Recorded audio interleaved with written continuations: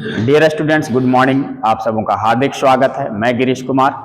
अभी हम 3D का ये टॉपिक्स जो कल हम बताए थे कि अगर कोई स्ट्रेट लाइन है तो इसका डायरेक्शन पता रहे और एक पॉइंट पता रहे।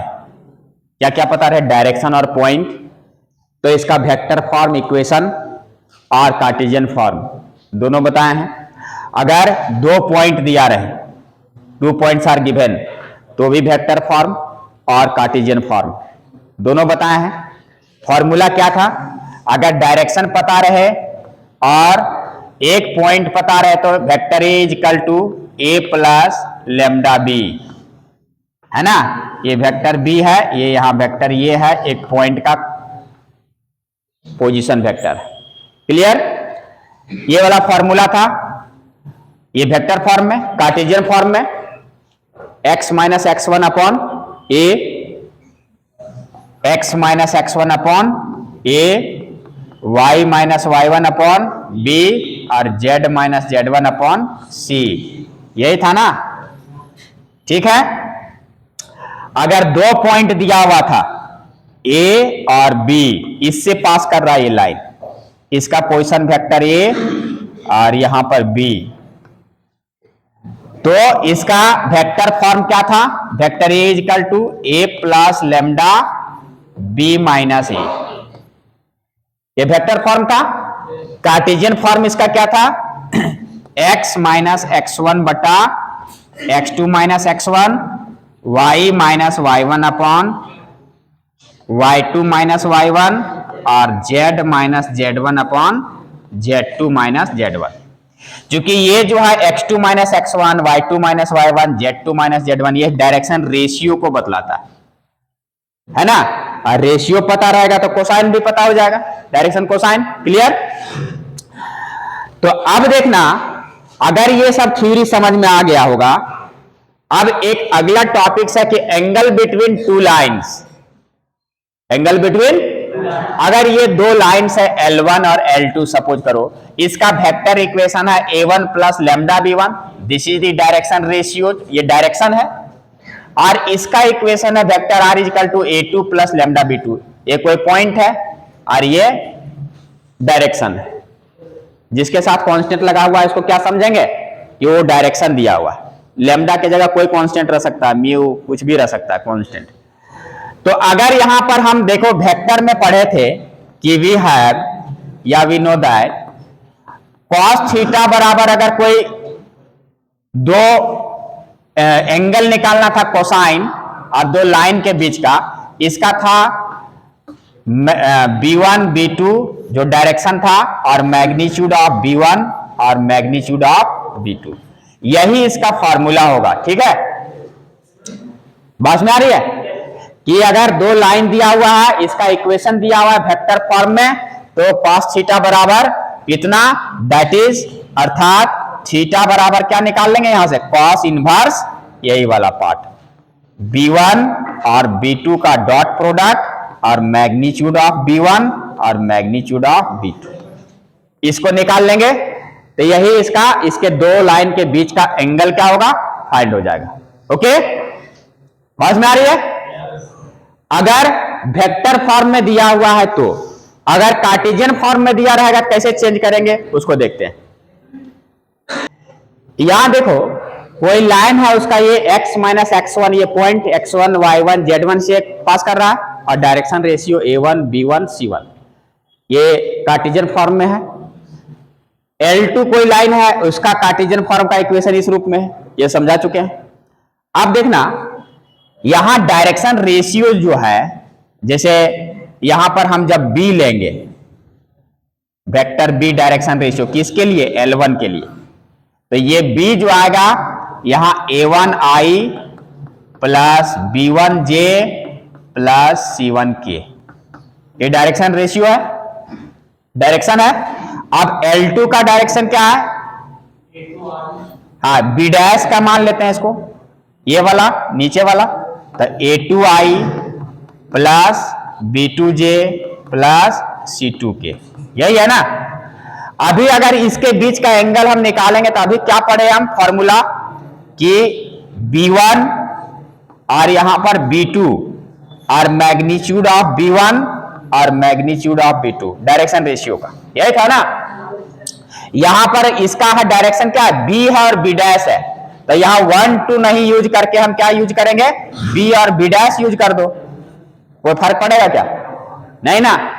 अब इसको सिंप्लीफाई अगर हम करेंगे तो देखना cos थीटा, इसका डॉट प्रोडक्ट अगर निकालेंगे B डॉट B डैश, इसका डॉट प्रोडक्ट निकालेंगे तो कितना आएगा, ये डॉट प्रोडक्ट इसका निकालेंगे तो कितना आएगा, आई आई वाला बचता है ना, वेक्टर में पढ़े तो A1 A2 क्या बचेगा डॉट प्रोडक्ट में, A1 A2 J वाला B1 B2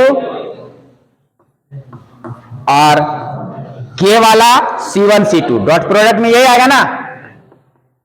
और अपॉन B का मैग्नीट्यूड इसका मॉड निकालेंगे तो under root A1 square plus B1 square plus C1 square आएगा कि नहीं, ध्यान से बताना, root under A1 square B1 square C1 square.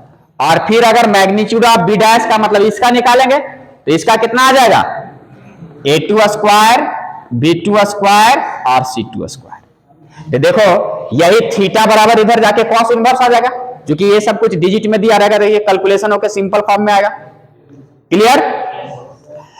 तो देखना यहां कि अगर वेक्टर फॉर्म में दिया रहेगा तो एंगल हम इस फॉर्मूला से निकाल लेंगे, कार्टेशियन फॉर्म में दिया रहेगा तो एंगल हम इस फॉर्मूला से निकाल लेंगे। ठीक है, थोड़ा सा समझना, दिमाग पर जोर डालोगे ये बात समझ में आ जाएगी, क्वेश्चन सब न्यूमेरिकल तुमसे बनेगा। अब अगर ये आ गया एंगल निकालने आ गया तो इसका कुछ केसेज हैं, क्या क्या केसेज है सो देखना। पहला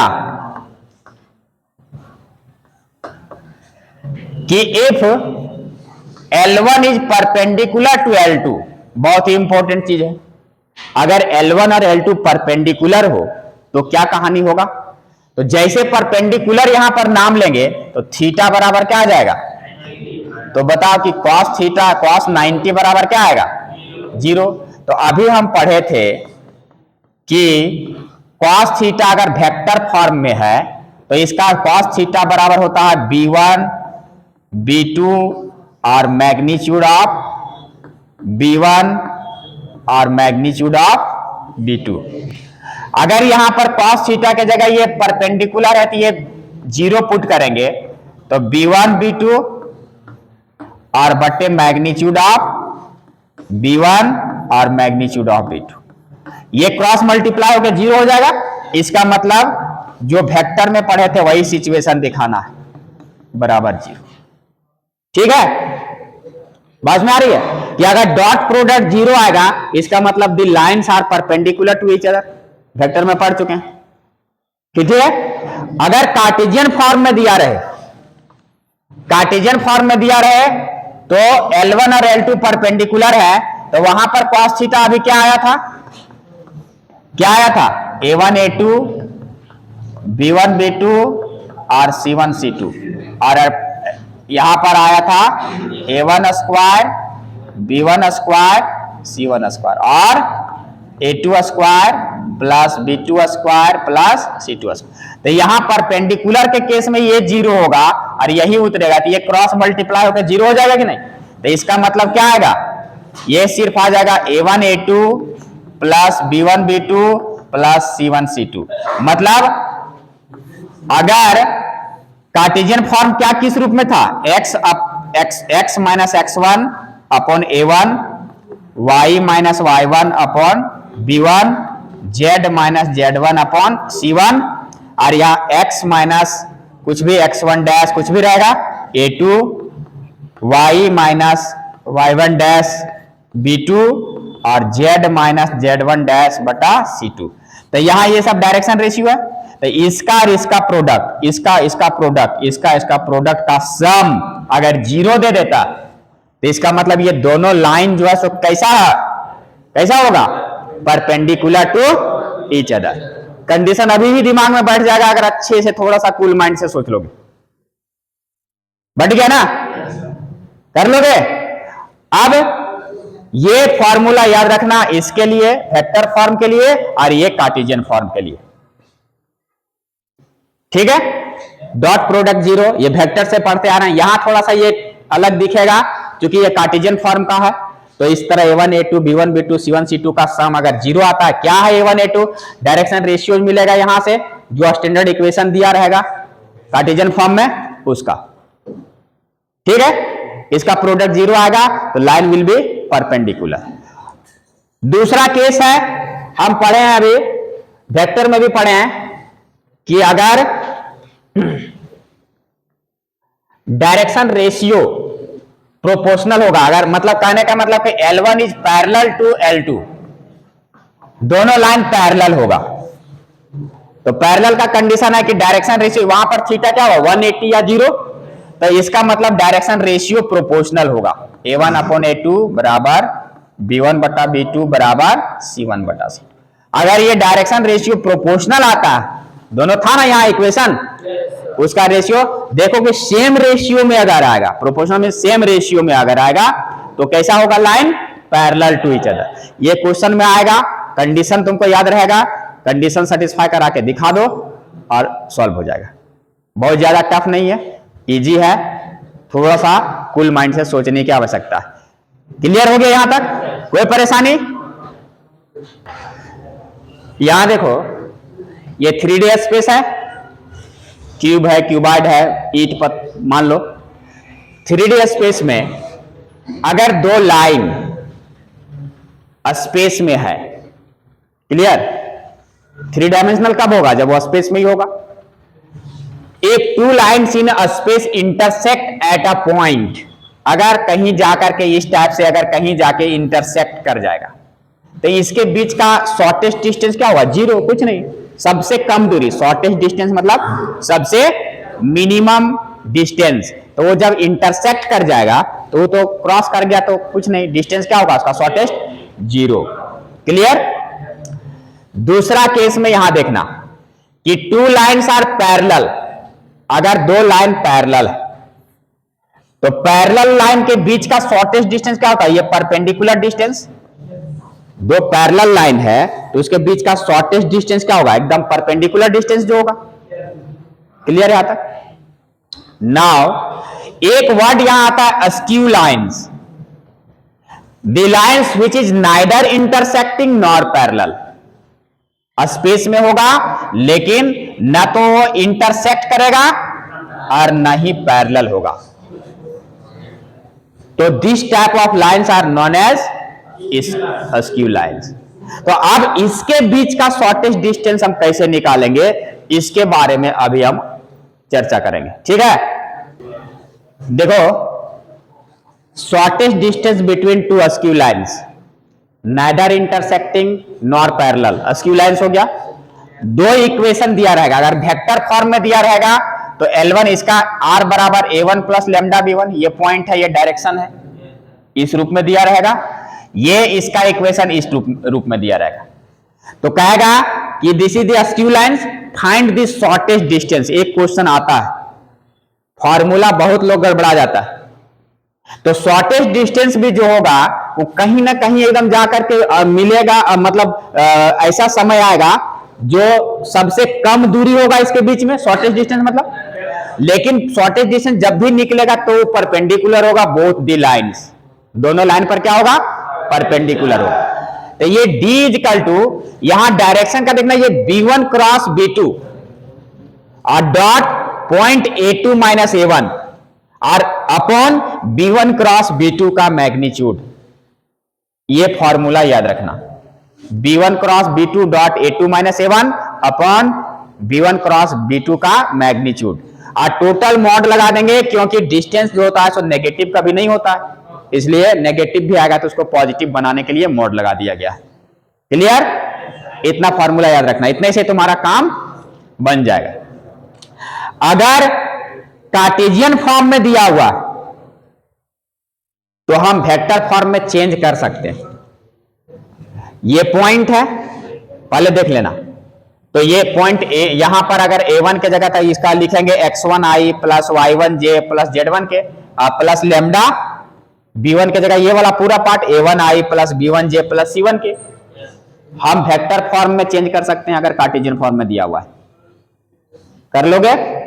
अगर नहीं तो एक फॉर्मूला याद रखना। देखो ये वेक्टर फॉर्म से था, ये फॉर्मूला कार्टेशियन फॉर्म में ये है, इक्वेशन दिया हुआ।